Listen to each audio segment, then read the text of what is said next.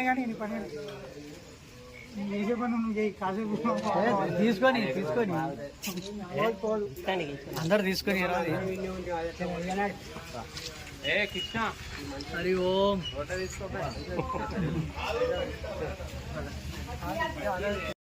హరి ఓం. పరమేశ్వర స్వరూపైన సభకి నమస్కారం. మహానుభావుడైన వ్యాసుడు వేద విభాగం చేశారు. వేదాన్ని ఋగ్వేదము, యజుర్వేదము, సామవేదము, అథర్వణ వేదము అనేటటువంటి 4 పేర్లతో విభాగం చేసి ఆ విభాగము చేయబడినటువంటి వేదాన్ని ఋగ్వేదాన్నంతటినీ కూడా పైలుడు అనబడేటటువంటి శిష్యుడికి ఉపదేశం చేశారు. యజుర్వేదాన్ని వైశంపాయనుడికి ఇచ్చారు. సామవేదాన్ని జైమినికి ఇచ్చారు. అథర్వణ వేదాన్ని సుమంతునికి ఇచ్చారు. ఈ 4 శిష్యుల వలన ప్రశిష్యులు ఏర్పడ్డారు. అంటే వీళ్ళు మళ్ళీ ఆ వేద భాగాన్ని శిష్యులకి చెప్పారు. అందుకే వేదానికి శృతి అని పేరు. శృతి అంటే శృణ్వం తపః, చెవికి సంబంధించినది అని. అది పుస్తకం చూసి చదువుకుంటే వచ్చేది కాదు, స్వరంతో చెప్పాలి. కాబట్టి గురువుగారి దగ్గర కూర్చుని గురువుగారు ఆ మంత్రభాగాన్ని చెప్తుంటే ఆ స్వరాన్ని పట్టుకుని దాని ప్రకారంగా మంత్రాన్ని ఉచ్చరించగలిగినటువంటి స్థితి శ్రవణము వలన వస్తుంది. కాబట్టి దానికి శృతి అని పేరు. కాబట్టి వేదవ్యాసుడు వేద విభాగం చేసి 4 శిష్యులకు ఇస్తే అది వేద విద్వాంసుల్ని తరువాతి కాలంలో తయారు చేసింది.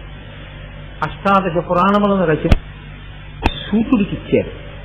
ప్రత్యేకించి భాగవతాన్ని తన కుమారుడైనటువంటి శుకబ్రహ్మకి ఉపదేశం చేసి శుకబ్రహ్మ దాన్ని పరీక్షణ్ మహారాజుకి ఆ భాగవత ప్రవచనం చేశారు. కాబట్టి ఆ 4 శిష్యులు పడైనటువంటి వాడు పైలుడు. పైలుడు మహానుభావుడు, విశేషమైనటువంటి గురుభక్తి తత్పరుడు. గురుభక్తి తత్పరుడైనటువంటి పైలుని యొక్క శిష్యులలో అత్యంత ముఖ్యమైన శిష్యులలో ఒకడు ఉదంకుడు. ఆ ఉదంకుడు గురువు గారికి అత్యంత వినయంతో శుశ్రూష చేశాడు. అసలు శాస్త్రంలో శిష్యుడికి ప్రత్యేకంగా కొన్ని పేర్లతో పిలుస్తారు. ఆయనకి ఉండేటటువంటి పేర్లలో వినేయుడు అని పేరు. వినేయుడు అంటే వినయమును నేర్చుకున్నవాడు, గురువు పట్ల వినయముతో ఉండువాడు అని. అందుకే శిష్యుడికి వినేయుడు అని పేరు. ప్రత్యేకించి సిక్కు మతంలో శిష్య శబ్దమే సిక్కుగా మారింది. వాళ్ళు గురువు గారిని ఎక్కువ ప్రేమిస్తారు, గురువు గారిని గౌరవిస్తారు, గురువు గారిని పూజిస్తారు. అందుకే ఆ మతంలో గురువుకి విశేషమైనటువంటి ప్రాధాన్యత.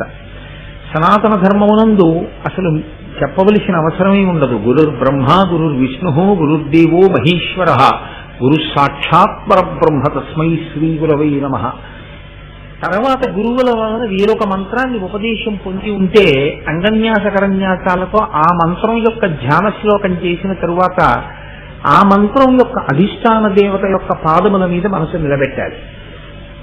ఒక్కొక్కసారి ఇబ్బంది ఎలా వస్తుందంటే గురువు గారు ఉపదేశం చేసిన మంత్రం చేస్తుంటే వేరొక దేవతా స్వరూపం మీదకి వెళ్ళిపోతుంది, లేదా అసలు అధిష్టాన దేవత యందు మనసు నిలబడదు. అప్పుడు ఏం చెయ్యాలి అని అడిగారు. చంద్రశేఖర భారతీ స్వామి గారు అన్నారు, నీకు మీ గురువు గారంటే చాలా భక్తేనా? భక్తే. గాయత్రీ మంత్రం చేసినా ఇతర దేవతా మంత్రములను చేసినా గురువు గారి పాదములను ఒక్కదాన్ని స్మరిస్తే చాలు, అందరు దేవతల యొక్క అనుగ్రహము కలిగేస్తుంది. ఎందుకంటే గురువే బ్రహ్మ, గురువే విష్ణువు, గురువే శివుడు, గురువే పరబ్రహ్మ. అది గురువు యొక్క శక్తి, శిష్యుడి యొక్క గురా అని మీరు అడిగారనుకోండి, గురువు యొక్క శక్తితో సంబంధం ఏముండదు. అన్ని వేళలా గురువు గారే అనుగ్రహించారు అని చెప్పడం కుదరదు కూడా. ఏకలవ్యుడికి ద్రోణాచార్యులు వారు ఎలా అనుగ్రహించారు? కూర్చోబెట్టి పాఠం చెప్పలేదుగా. మీకు ఎంత గురి ఉన్నది అన్నదాన్ని బట్టి మీకు గురువు గారి అనుగ్రహం భాషించడము అన్నది కూడా ఉంటుంది. అందుకే రమణ మహర్షి గురువు గురించి మాట్లాడుతూ శిష్యునకు ఒక వ్యక్తి మీద ఉన్నటువంటి గురికే గురువు అని పేరు అంటాడు. ఆ గురుత్వము అన్న మాటకు అర్థం అదే. గురువు అంటే బరువు. ఆయన కన్నా నేను తక్కువ, ఆయన దగ్గర నేను నేర్చుకోవాలి, ఆయన దగ్గర నేను తల వంచాలనేటటువంటి చిన్నతనాన్ని మనం అనుకోవడమే మనం లఘువు. ఆయన గురువు అని ఎప్పుడు అంటామో అప్పుడు మనం లఘువు అని గుర్తు. కాబట్టి మీకు తెలియదులేండి గురువుగారు నేను చెప్పింది వినండి అనకూడదు. గురువుగారు అంటే బరువు, మీరు లఘువు అని గుర్తుపెట్టుకోవాలి. కాబట్టి గురువుగారితో మాట్లాడేటప్పుడు గురువుగారు ఏది చెప్పారో దాన్ని శ్రేయోదాయకమని స్వీకరించాలి తప్ప గురువుగారికి పాఠాలు చెప్పే ప్రయత్నాలు చేయకూడదు. లౌకికంగా ఏదైనా సలహా అడిగితే చెప్పడంలో దోషం ఏం లేదు, మీరు గురువుని చెప్పకూడదని అనకూడదు. కాబట్టి గురువు శిష్యుడి మధ్య ఉండేటటువంటి సంబంధం అత్యంత పవిత్రమైనటువంటి సంబంధం. ఆ గురువుని సేవించినటువంటి శిష్యులు మహాభారతంలో మీకు ఎంతమందో కనపడతారు. అసలు చాలా ఆశ్చర్యకరమైనటువంటి జంటలు కనపడతాయి. ఇటు ఇంత గమ్మత్తుగా ఉంటుందా అని మనం చాలా ఆశ్చర్యపోయేటటువంటి సందర్భాలు కనపడతాయి. ఈ గురు శిష్య సంబంధంలో ఉండేటటువంటి చాలా గొప్ప లక్షణం ఏమి అంటే, శిష్య అన్న మాటకి ఒక అర్థం ఉంది, శాసితుం యోగ్య శిష్య అని. ఎవరిని గురువుగారు శాసిస్తాడో వాడు శిష్యుడు. కొందరు గురువుగారు గురువుగారు గురువుగారు అని పిలుస్తున్నా గురువుగారు వాళ్ళని శాసనం చేయరు. అంటే నువ్వు ఈ పని చెయ్యి అని గురువు చెప్పరు. ఎందుకంటే వీడు చెపితే వినేంత తేలికైన వాడేం కాడు, వీడి యందు చాలా ఇంకా అహంకారం ఉంది, మమకారం ఉంది, కాబట్టి వీడిని నేను శాసించడం ఎందుకు అన్న స్థాయిలో ఊరుకుండిపోతే ఆయన శిష్యుడు కాలేడు. ఎవరు శిష్యుడవుతాడంటే గురువుగారు శాసించడానికి యోగ్యమైన రీతిలో గురువును అనువర్తించాలి. గురువుగారు ఒక మాట చెప్తే తండ్రి చెప్పిన మాట కన్నా గొప్పది అని తల్లి తండ్రి శరీరాన్ని ఇస్తారు, గురువు మళ్ళీ శరీరంలోకి రానవసరం లేని జ్ఞానాన్ని ఇస్తాడు. కాబట్టి గురువుగారు చేసిన శాసనాన్ని అనువర్తించిన వాడెవరో ఆయన శిష్యుడు. గురువుగారి తాపత్రయం అంతా ఎప్పుడు ఎలా ఉంటుందంటే శిష్యుణ్ణి ఎంత వృద్ధిలోకి తీసుకొద్దాం, ఎంత ఆత్మోద్ధరణ కల్పిద్దాం, ఎంత జ్ఞానాన్ని అతను సముపార్జన చేసేటట్లుగా అనుగ్రహిద్దాం. దీనితో పాటుగా లౌకికంగా శిష్యునికి కావలసినటువంటి సమస్త ప్రయోజనములు వనగూడేటట్టుగా కూడా గురువు ప్రార్థన చేస్తూ ఉంటారు. నేను భాగవతంలో కుచేలోపాఖ్యానం చెప్పినప్పుడు ఒక్క రాత్రి కుచేలుడు కృష్ణుడు కనపడకపోతే చల్లగిల్లిపోయిన సాందీపని మహర్షి చేసినటువంటి ఆశీర్వచనాన్ని మీకు ప్రస్తావన చేసి ఉన్నాను భాగవతంలో. ఆ గురువు యొక్క హృదయం అలా ఉంటుంది, అది వెన్నపూసలా ఉంటుంది. అందుకని ఎప్పుడు శిష్యుని యొక్క అభ్యున్నతి కొరకు గురువు ప్రార్థన చేస్తూ ఉంటాడు. కాకపోతే గురువు గారి దగ్గర శిష్యుడనిపించుకోగలిగినంత ప్రేమని సంపాదించుకోవాల్సి ఉంటుంది. అది ఎలా సంపాదించుకోవాలి అని అడిగారు. గురువుగారు వేరొక ప్రయోజనాన్ని కోరుకునేవాడు కాడు. గురువుగారు ఎలా మీరు ఉండాలని కోరుకుంటున్నారో మీరు అలా ఉండడమే గురువుగారికి మీరు చెయ్యగలిగినటువంటి సేవ. రెండవది, శిష్యునికి ఛాత్రుడు అని ఒక పేరు. ఛత్రము అంటే గొడుగు. గొడుగు ఏం చేస్తుందంటే ఎప్పుడూ గురువుగారి కన్నా లేదా వేసుకున్న వ్యక్తి కన్నా పైన ఉంటుంది. పైన ఉన్నటువంటి గొడుగు యొక్క పని ఏమిటంటే ఏదో ఈయనకన్నా నేను గొప్పని చెప్పడానికి పైన ఉండదు. తానలా పైన ఉండి పైనుంచి పడే ఎండ, వాన, దుమ్ము, ధూళి ఏది పడినా తన మీద పడేటట్టుగా చేసుకుని గొడుగు కింద ఉన్న వ్యక్తిని కాపాడుకుంటుంటుంది. శిష్యుడు నిరంతరము ఏం చేస్తుంటాడంటే మా గురువుగారు డస్సిపోకుండా, మా గురువుగారు సొక్కిపోకుండా ఉంటే, ఆయనకి మరికొంత కాలం మిగిలితే ఆ మిగిలిన కాలాన్ని ఆయన ఇంకా బాగా వేదాధ్యయనానికి, ఇంకా బాగా ఈశ్వరుని యొక్క సేవకి, ఆయన ఇంకా బాగా గ్రంథాలని పఠించడానికి వినియోగించుకుంటే దాని వలన అమృతత్వం కలిగినటువంటి గురువు ఆ విద్య దాచుకోకుండా మళ్ళీ 10 మందికి పంచిపెడతారు. కాబట్టి ఆ గురువు కొన్ని వేల మందికి అందించడానికి వీలుగా ఆయనకి ఎక్కువ సమయం మిగిలేటట్టు నేను చెయ్యాలి. 2, గురువుకున్న లక్షణం తన ఆయుర్దాయం తాను తగ్గించేసుకుంటాడు. ఈశ్వరుడు ఊపిరుల రూపంలో ఆయుర్దాయాన్ని ఇస్తాడు. నిరంతరం వాక్య నిర్మాణమునందు ఉండడం చేత, మాట్లాడేటటువంటి వ్యాసంగమునందుండ కారణం చేత ఏమవుతుందంటే ఆ ఊపిరి బాగా దీర్ఘవాక్య నిర్మాణం చేయడం, లేకపోతే లఘువాక్య నిర్మాణం చేయడం, లేకపోతే వాక్యాన్ని ఎక్కడెక్కడ విరవాలో అక్కడక్కడ ఆపి ఊపిరి తీసి విడిచిపెట్టిన కారణం చేత లోపల ఆ ఊపిరిల సంఖ్య బాగా ఎక్కువై ఆయుర్దాయం తగ్గిపోతుంది. తగ్గిపోయి తొందరగా శరీరాన్ని విడిచిపెట్టే అవకాశం ఉంటుంది. ఆయుర్దాయాన్ని తనకి తాను తగ్గించేసుకుంటున్నాడు తెలిసి కూడా. అలా ఎక్కువ మాట్లాడడం వల్ల నా ఆయుర్దాయం క్షీణించిపోతోందని తెలుసు. 2, మనుష్యునికి భగవంతుని ఇచ్చినటువంటి అద్భుతమైన కానుక స్వరపేటిక. ఆ స్వరపేటికకి ఒక లక్షణం ఉంటుంది, అది అరిగిపోతుంది. అది కాలక్రమంలో మాట్లాడగా జీర వచ్చేసి క్రమక్రమంగా అది మూగపోతుంది. ఆ స్వరపేటిక పనిచేయదు. అలా ఎంతమందో అటువంటి స్థితిని పొందారు. ఇది తెలిసి మాట్లాడుతూనే ఉంటాడు గురువు. ఎవరి కొరకు ఇది అంటే త్యాగేనైకే అమృతత్వమానసు. అయ్యో నేను చెప్పకపోతే ఇంక నేను చదువుకున్న చదువు ఎందుకు, పోతే పోని స్వరపేటిక, తగ్గిపోతే తగ్గిపోని ఆయుర్దాయం, నా వల్ల 10 మందికి ఉపయోగం కలిగితే నాకు అంతకన్నా ఏం కావాలని మాట్లాడతాడు గురువు. తన శరీరాన్ని స్వరపేటికనే త్యాగం చేస్తున్న గురువు మీ దగ్గర నుంచి ఏం కోరుకుంటాడని మీరు ఊహిస్తారు? అంత పెద్దవే విడిచిపెట్టినవాడు ఇంకేది కోరుకున్నట్టు. కాబట్టి ఏం చేయమందంటే ఛత్రమై నిలబడమని చెప్పింది.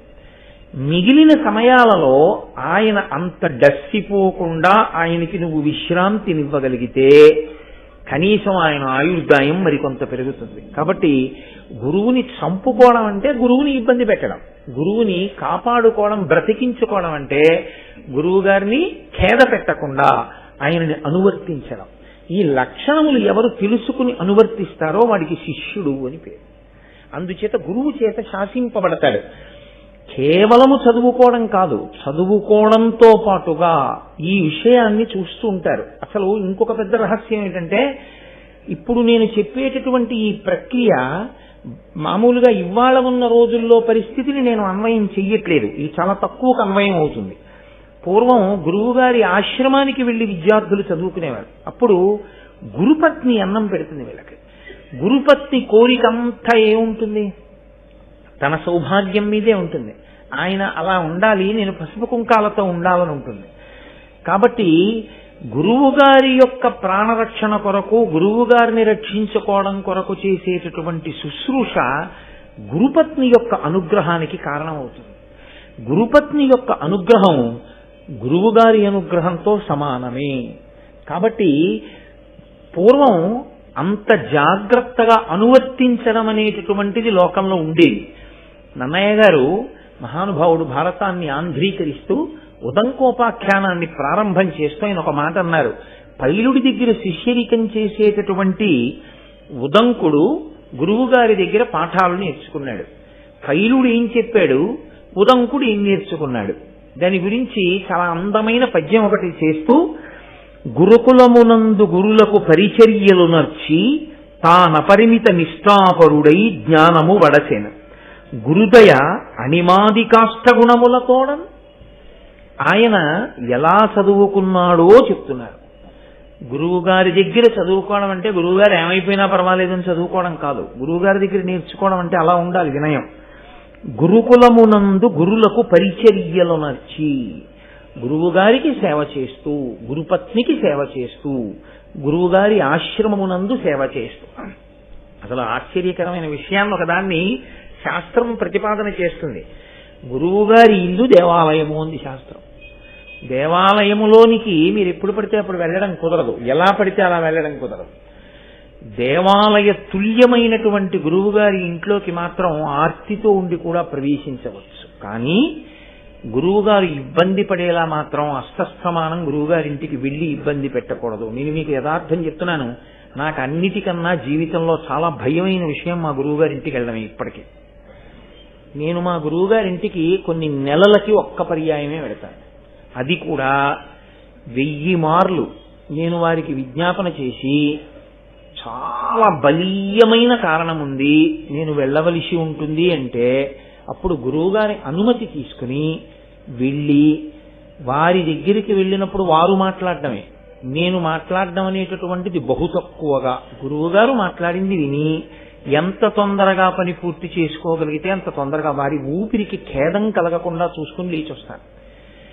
యథార్థంగా చెప్పాలంటే నేను మా గురువు గారి ఇంటికి వెళ్ళిన దానికన్నా మా గురువు గారు నా దగ్గరికి వచ్చిన సందర్భాలే ఎక్కువ ఉంటాయి. ఆయన ప్రేమ అటువంటిది. నేను ఇక్కడ భారతం చెప్తున్నాను అంటే అనేక సందర్భాల్లో నేను ఉపన్యాసాలు చేస్తుంటే పరమ ప్రీతితో లోపలికి వస్తే వెంటనే నేను వేదిక దిగి నమస్కారం చేస్తానని మా గురువుగారు ఆ చివరెక్కడో ఎవ్వరికి కనపడకుండా కూర్చుని వింటారు. విని నాన్న ఈ ఘట్టాన్ని ఇంకా ఇంత బాగా చెప్పచ్చు, లేదా ఇవాళ నువ్వు చెప్పిన దానివల్ల నా మనసు రంజిల్లిందిరా అని రాత్రి ఫోన్ చేసి చెప్తారు. ఆయనకి సంతోషం కలిగితే ఆయనే అకస్మాత్తుగా వస్తారు. గురువుగారి అనుగ్రహము అంటే గురువుగారు ఇబ్బంది పడకుండా చూడడంలోనే ఎక్కువ ప్రాధాన్యత. అదే గురు పరిచర్య అన్న మాటకు అర్థం. కాబట్టి గురుకులమునందు గురులకు పరిచర్యలు నర్చి తానపరిమిత నిష్ఠాపరుడై జ్ఞానము పడచెను. నిష్ఠ ఆచార సంబంధము. గురువుగారి దగ్గర వింటే వచ్చేస్తుంది అనుకోవడం తప్పు. దానికి తగినట్లుగా ఆచరణాత్మకము కావాలి. ఆచరణ కూడా ఉండాలి. ఆచరించి చూపించాలి. గురువుగారు ఏం చెప్పారో దాన్ని త్రికరణ శుద్ధిగా ఆచరణ చేస్తే గురువు విశేషమైనటువంటి తృప్తిని పొందుతారు. అలా చెయ్యడం వల్ల గురువు గారి యొక్క అనుగ్రహం కలిగింది ఉదంకుడికి. కలిగితే ఏమైంది?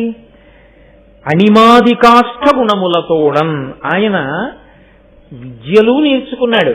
దాంతో పాటుగా అణిమ, గరిమ, లఘిమ ఇటువంటి అష్టసిద్ధులు కూడా ఆయనకు వచ్చేసాయి. ఆయన అనుకుంటే గాలిలో వెళ్ళిపోగలడు. ఆయన అనుకుంటే ఎక్కడేం జరుగుతోందో తెలుసుకోగలడు. అలా అష్టసిద్ధులు ఆయనకి వశం అయ్యాయి.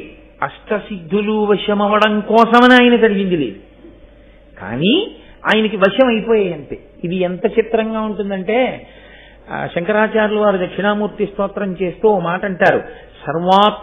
సర్వాత్వత్వమితి స్ఫుటీకృతమిదం యస్మాదముష్మిన్స్తవే తేనాశ్వ శ్రవణాత్ తదర్థ మననాత్ ధ్యానాచ్చ సంకీర్తనాత్ సర్వాత్మత్వ మహావిభూతి సహితం స్వాదీశ్వరత్వం స్వతః సిద్ధేత్ తత్ పునరష్టదా పరిణితం చైశ్వర్యమవ్యాతం అంటారు.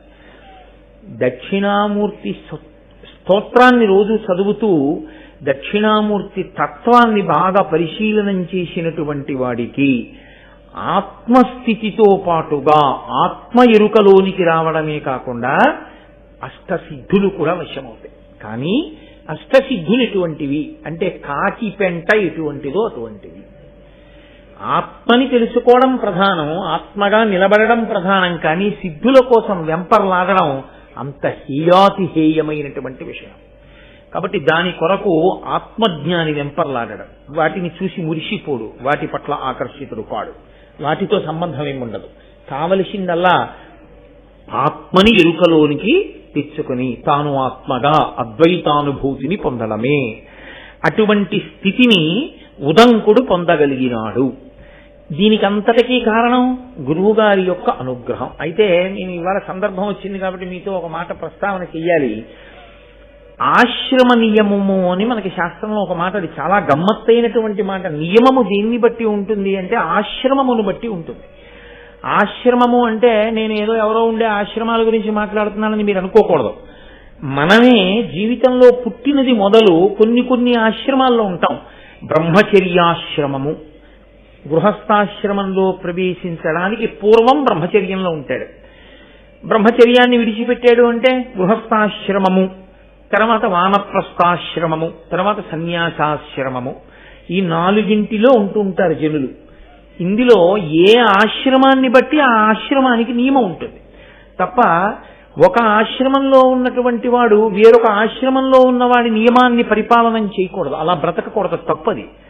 నీవు గృహస్థాశ్రమంలో ఉంటే నువ్వు గృహస్థుగానే బ్రతకాలి తప్ప నువ్వు బ్రహ్మచారి ఆశ్రమ నియమాలు నువ్వు పాటించకూడదు. బ్రహ్మచర్యాశ్రమమునందున్నవాడు గృహస్థాశ్రమంలో ఉండే నియమాన్ని బ్రహ్మచారి పాటించకూడదు. బ్రహ్మచర్యాశ్రమమునందున్నవాడు వానప్రస్థాశ్రమంలో ఉన్న నియమాన్ని పాటించకూడదు.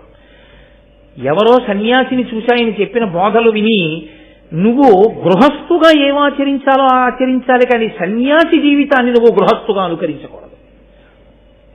ఏది ఎక్కడ నువ్వు పాటించాలో అవి మాత్రమే పాటించాలి. కాబట్టి ఆశ్రమ నియమ పాలనం అనేటటువంటిది సనాతన ధర్మమునందు ఆచారకాండలో అత్యంత ప్రధానమైనటువంటి లక్షణం. చాలా చాలా ప్రధానం. ఏ ఆశ్రమంలో ఉన్నవాడు ఆ ఆశ్రమ నియమాన్నే పాటించాలి. తప్ప వేరొక ఆశ్రమ నియమాన్ని తాను పాటించకూడదు. ఇందులో సన్యాసాశ్రమ నియమము అంటే తూచా తప్పకుండా పాటించినటువంటి బహుగొప్ప సన్యాసి, కంచికామకోటి పీఠాధిపతులు, నడిచే దేవుడిని పేర్గాంచినటువంటి ప్రాతస్మరణీయులు మహాపురుషుడు శ్రీ శ్రీ శ్రీ చంద్రశేఖరేంద్ర సరస్వతి మహాస్వామి వారు. ఆయన ఇంకా అసలు తూచా తప్పేవారు కాదు, అంత ఖచ్చితంగా పాటించేవారు సన్యాసాశ్రమ నియమం. గృహస్థాశ్రమ నియమాన్ని కూడా అంత గొప్పగాను పాటించి చూపించినటువంటి మహాపురుషుడు ఒకరు అదే కాలంలో ఆంధ్రదేశంలో ఉన్నారు. తాడేపల్లి రాఘవనారాయణ శాస్త్రి గారని ఈ సభలో ఉన్నటువంటి పెద్దలు కొంతమందికి తెలిసి ఉంటుంది. తాడేపల్లి రాఘవనారాయణ శాస్త్రి గారంటే ఎంతటి మహాపురుషుడో తెలుసా అండి? వారి శరీరం విడిచిపెట్టిన తర్వాత వారి శరీరాన్ని అగ్ని యందు వేయించారు. ఆయన చితాభస్మంలోంచి బాలాస్వరూపం వచ్చింది. అంటే ఆయన ఎంత ఉపాసన చేశారో మీరు ఆలోచించండి. ఆయన గృహస్థాశ్రమంలో వాళ్ళ గురువు గారు చెప్పిన మాట నమ్ముకున్నారు ఆయన. అది గురువు మీద విశ్వాసం అంటే, అది గురి అంటే. ఆయన కటిక దరిద్రం అనుభవించారు ఒకప్పుడు. ఎంత కటిక దరిద్రం అంటే అమ్మవారి పూజ చేశాక నైవేద్యం పెట్టడానికి ఇంట్లో అటుకులు కాదు, అటుకు కూడా లేదు, ఏమీ లేవు. ఒకరి దగ్గరికి వెళ్ళి ఆయన చెయ్యి చాపేవారు కాదు. అందుకని ఆయన మంచినీళ్లు తెచ్చి అక్కడ పెట్టి మంచినీళ్లు నైవేద్యం చేసేవారు అమ్మవారికి. అదే ఆయన తాగేవారు. కాబట్టి మంచినీళ్లు నైవేద్యం పెట్టేవారు. కటిక దరిద్రంతో బాధపడుతూ పక్క ఇంటి వారికి కూడా చెప్పకుండా, ఇల్లాలు కూడా అటువంటి తల్లి. నిజంగా ఈ గృహస్థాశ్రమంలో ఉన్న వాళ్ళ ఇంట్లో ఉండవలసినటువంటి మూర్తి అది. తాడేపల్లి రాఘవనారాయణ శాస్త్రి గారు భార్య.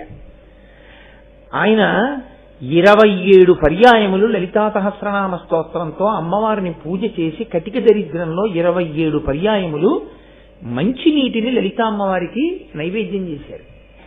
చేసి ఆయన ఇంకొకసారి లలితా సహస్రం చదవడానికి ఓపిక లేదు, అప్పటికే అన్నం తిని చాలా రోజులు అయిపోయింది. లలితా సహస్రం చదవబోయి మాదన్ను పడిపోయింది, స్పృహ తప్పిపోతూ ఇంకా నోటి వెంట పలుకు పలకలేక, అప్పుడు కూడా గురువు గారి మాట మీదే నమ్మకం.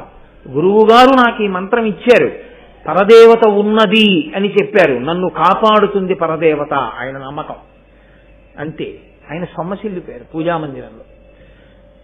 పరదేవత నిజంగా వచ్చి కూర్చుని ఆయన తల ఎత్తి చేత్తో పట్టుకుని పాయసాన్నం తీసి ఆయన నోట్లో పెట్టి పసిబిడ్డకి తినిపించినట్లు తినిపించారు అంతే.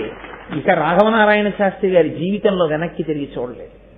ఆ రాఘవనారాయణ శాస్త్రి గారి దగ్గరికి చంద్రశేఖరేంద్ర సరస్వతి స్వామి వారు ఏమైనా అనుమానాలుంటే శిష్యుల్ని రాఘవనారాయణ శాస్త్రి గారి దగ్గర కనుక్కోండి అని పంపించేవారు. అంతటి ఉపాసకుడు వారు. బయటికి వస్తే ఆచారం పాడవుతుంది, గృహస్థాశ్రమ ధర్మపు ఆచారం అని బాధపడుతుంటే పరమాచార్య స్వామి వారి బ్రహ్మరథం ఎక్కొచ్చారు. బ్రహ్మరథం అంటే వేదం చదువుకున్న వాళ్ళు పల్లకి మోస్తారు, అలా వస్తే బ్రహ్మరథం అంటారు. వేదం చదువుకున్న వాళ్ళు కామాక్షి కామాక్షి, అడుగు తీస్తే కామాక్షి, అడుగేస్తే కామాక్షి. మొన్న మనం కంచి వెళ్ళినప్పుడు ఆ పల్లకీలు చూశాం కదా, ఆ పల్లకీలు పట్టుకుని వస్తుంటే రాఘవనారాయణ శాస్త్రి గారి ఇంటికి వచ్చి ఇంట్లో దిగి, అది మహానుభావులు గురువులంటే. పరమాచార్య స్వామి వారు అన్నారు, ఏమి నీ ఆచారానికి ఇబ్బంది వస్తోందని బెంగపెట్టుకుంటున్నావా? ఇవాళ మీ ఆచారానికి మేము కొత్తగా రక్ష కడుతున్నాం, మీకు ఇబ్బంది కలగదని శాలువా తీసి కప్పారు. పరమాచార్య స్వామి వారి శాలువా కప్పడం అంటే అంగరక్ష కట్టేది. ఆ శాలువా కప్పారు, కప్పి ఇంకా మీకు బెంగలేదు, మీరు బయటికి వచ్చినా మీకేమి ఇబ్బంది కలగదన్నారు. ఆ గురు శిష్య సంబంధం ఎటువంటిదో తెలుసా అండి? గురువు గారంటే ఎలా ఉంటుంది అంటే, మహాభారతంలో నన్నయ్య గారు ఉత్తినే ఇచ్చారా, ఒక్కొక్క పద్యం వెనక ఎంత తాపత్రయం ఉందో, వ్యాస హృదయం ఎంత పరవశించిందో, అయ్యో నా జాతి చెప్పుకోవాలి వాళ్ళకని. పరమాచార్య స్వామి గారు కూర్చునుండగా తాడేపల్లి రాఘవనారాయణ శాస్త్రి గారు వాళ్ళ నాన్నగారు రామామృతము అని ఒక గ్రంథాన్ని రచించారు. ఆ గ్రంథం ఆయన దగ్గర చదువుదామని వెళ్ళారు. అయితే లోపలికి రమ్మన్నారు పరమాచార్య స్వామి. ఆయన వచ్చి చదువుతున్నారు ఆ పుస్తకం. చాలా బాగున్నాయి ఈ పద్యాలు, చదువు అంటున్నారు. ఈలోగా అంతేవాసి ఒకరు వచ్చి, బెంగళూరు నుంచి ఎవరో వచ్చారండి, పీఠానికి ఇస్తారట, చాలా డబ్బట్టుకొచ్చారు, మీ దర్శనం చేసి డబ్బిచ్చి వెళ్ళిపోతారన్నారు, కాసేపు ఆగమనం అని. చదువు అంటున్నారు. ఈయన చదువుతున్నారు. ఆయన మళ్ళీ వచ్చాడు, ఆయన వెళ్ళిపోవాలట, ఒక్కసారి వచ్చి డబ్బిచ్చి వెళ్ళిపోతారట అన్నారు. చదువు అన్నారు. ఆయన 3వ మాట వచ్చాడు. అయ్యా ఆయనకి చాలా ముఖ్యమైన పని ఉందిట, ఒక్కసారి మీకు నమస్కారం పెట్టి డబ్బిచ్చి వెళ్ళిపోతాట, కాబట్టి ఒక్కసారి ముందు ఆయన్ని ప్రవేశపెట్టమని అడుగుతున్నాడు, ఒకసారి ఆయన లోపలికి తీసుకొచ్చేస్తే బాగుంటుందేమో అన్నాడు. ఈయన రాఘవనారాయణ శాస్త్రి గారు బాధపడుతున్నారు, అయ్యో ఇదేమిటి నేను పక్క పద్యాలు ఇలా చదువుతూ కూర్చుంటే పాపం ఈయనకి ఇబ్బందిగా ఉందేమో. పరమాచార్య స్వామి గారు అన్నారు, అతను డబ్బొట్టుకొచ్చాడని ముందు మాట్లాడాలా, లేక రామాయణం కన్నా అతను వచ్చి మాట్లాడడం నాకు గొప్ప అనుకుంటున్నాడా, నన్ను దర్శనం చెయ్యాలనుకుంటే తర్వాత రమ్మను, లేదా ఉండమను, నాకు ఈ రామాయణమే గొప్పది అన్నాడు. ఎందుకు గొప్పదో లోకానికి తెలియాలి కదండి. రాఘవనారాయణ శాస్త్రి గారు తండ్రి గారు రాసిన రామాయణం ఎందుకు గొప్పదో తెలియాలిగా. పరమాచార్య ఓ ప్రశ్న వేశారు, ఏమయ్యా సీతమ్మని అగ్నిహోత్రంలోకి ప్రవేశపెట్టాడు కదా రాముడు, తెలుసు కదా అగ్నిపునీత సీత అని, ఇంత తెలిసున్న తర్వాత కూడా ఎవరో ఎక్కడో పౌరుడు ఒక్కడేదో నింద వేశాడని సీతమ్మని పరిచ్ఛేదించడం అంత న్యాయమా? సరే రాజారాముడు చిన్న అనుమానం వచ్చినా ఆయన ఆ పదవిలో కూర్చోడానికి ఇష్టపడడు, పరిచ్ఛేదించాడు, వాల్మీకి మహర్షి ఏదో చెప్పారు, కవులందరూ అనువదించారు, 80 రామాయణాలు చదివానయా అన్నారు పరమాచార్య. అన్ని చదివా, అన్నింటిలో ఎవరి హృదయం వారిది రాశారు, మంచిదే, మీ నాన్నగారు దాన్ని ఎలా సమర్థించారని అడిగారు. అయితే రాఘవనారాయణ శాస్త్రి గారు ఆ ఘట్టం తీసి యుద్ధకాండలోంచి చెప్పారు. ఎంత గొప్ప భావన చేశారో తెలుసా అండి ఆయన. పరమాచార్య విన్నారంటే అది కారణం. ఆయన అన్నారు, సీతమ్మ తల్లిని రాముడు ఎప్పుడు పెళ్లి చేసుకున్నాడు? రాజు కాకముందు చేసుకున్నాడు. ఇంకా అప్పటికి కొడుకు దశరథుడు రాజు, రాజకుమారుడిగా పెళ్లి చేసుకున్నాడు. సీతమ్మతో వివాహం అయిపోయింది.